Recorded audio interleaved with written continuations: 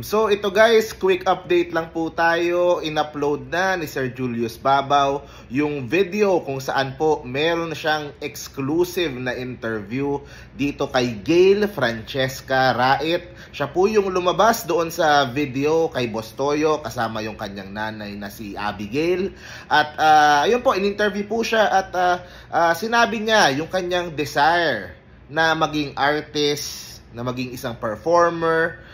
Pinakita po yung kanyang banda, nagpa-practice. So regular po pala silang nagpa-practice para mahasa po yung kanyang pagkanta, yung kanyang pag-perform.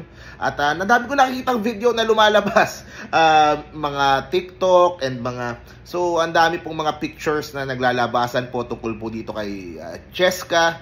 At mukhang ang direksyon po talaga nitong bata ay mapunta sa showbiz. Okay? So, mahirap po yun, to be honest. Mahirap talagang pumasok dyan sa showbiz. Pero yun nga, kung meron may mga may malaki chance ang makapasok, yan po usually ay mga anak ng mga kilalang artista o kilalang mga singers, di ba? O kung alala nyo nun, di ba, si Lovie Poe, di ba? Anak ni FPJ. Di ba? So, mas madali usually para sa mga anak na makapasok sa showbiz dahil may branding na eh. In the same way na sa politiko, di ba? Kaya yung mga anak ng mga politiko, di ba? Kasi may branding na doon sa goodwill na naitanim nung kanilang ama. Okay? At merong mga ilang intriga na papasok daw sa EAT, ganun daw. Pero sa akin, bata pa itong si Cheska. Sa akin walang masama yung kanyang ginagawa, yung kanyang desire na mag-perform, na maging artist, and yun nga, base lang naman dun sa mga nakikita natin pictures at naririnig ko, syempre, love siya nitong si Francis M. nung nabubuhay pa si Master Rapper, at I'm sure he would want what is best for her. Okay? Yung po yung kay Francesca, of course, hindi maiwasan na ang daming nambabash. Sinasabi, ginawa lang yung pagpunta dun sa vlog ni Boss Toyo para pumasok sa showbiz, o kumbaga nakakasakit daw sila doon sa original na pamilya ng mga Magalona. Sa akin, medyo masalimuot po na sitwasyon po yan. Siyempre, kumbaga usapang mag-asawa yan, diba? And of course, wala na si Francis M para i-defend yung sarili niya. Pero anyway, yun nga, sa akin lang, kung merong mga bashing o mga sa akin, mas siguro doon na lang i-lead doon sa nanay. Huwag nang idamay itong si Cheska. Dahil syempre, sumusunod lang din naman yan sa nanay niya. Kung anong sabi, anak, punta tayo sa kay Boss Toyo, punta tayo ng Anonas. Di ba? Vlog tayo doon. Susunod lang yan. Syempre, anak yang si Francesca.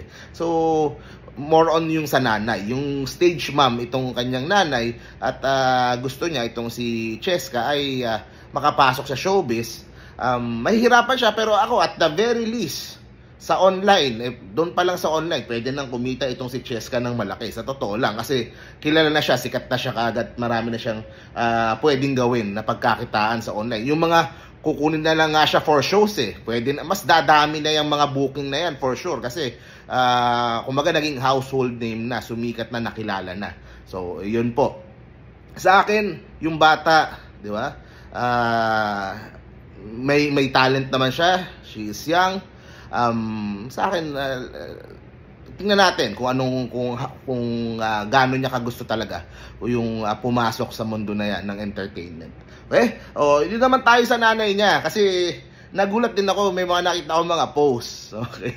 Ito pa lang si Abigail Rait ay tumatakbo bilang barangay kagawad, okay? Sa Toklong, Barangay Toklong, hindi ko alam yung eksaktong pangalan ng barangay pero Barangay Toklong sa may Kawit, Cavite. So, sa taga Cavite itong sila, si Abigail tsaka si Cheska, at siya po ay tumatakbong kagawad. Yung mga ibang netizens tuloy sinasabi, kaya pala nag-ingay, tatakbo palang kagawad din Pero kumbaga gino-joke na lang nila yun. Pero syempre, yung mga netizens na pagdudugtong-dugtong, ito ay isang move din on her part bilang stage mom para magkaroon ng karir yung kanyang anak. Siguro, di bali nang ako yung mabash, di bali nang ako yung tawaging kabit, di bali ng lahat ng negative publicity na sa akin, tawanan nyo ko.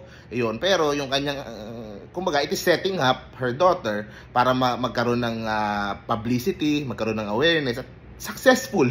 In fairness, successful yung kanyang ginawa para pumapansin yung kanyang anak. And syempre, alam naman natin, mga nanay would do everything para po sa kanilang mga anak to be successful in life. Pero yun nga, questionable syempre kasi yung paglantad niya na gano'n, sinasabi ng iba parang proud pa na naging kabit or gano'n. Pero it is what it is. Diba? Sabi nga nila, it takes two to tango. Pero yun, tingnan natin kung siya ba ay mananalo bilang barangay kagawad dito po sa Toklong, sa Kawit. Okay? Ano to? Team Linda ba to? Ito. Team Lisa, yung pala yung pangalan. Yung kanyang chairman, si Lisa yung pangalan. So, Sulong Toklong.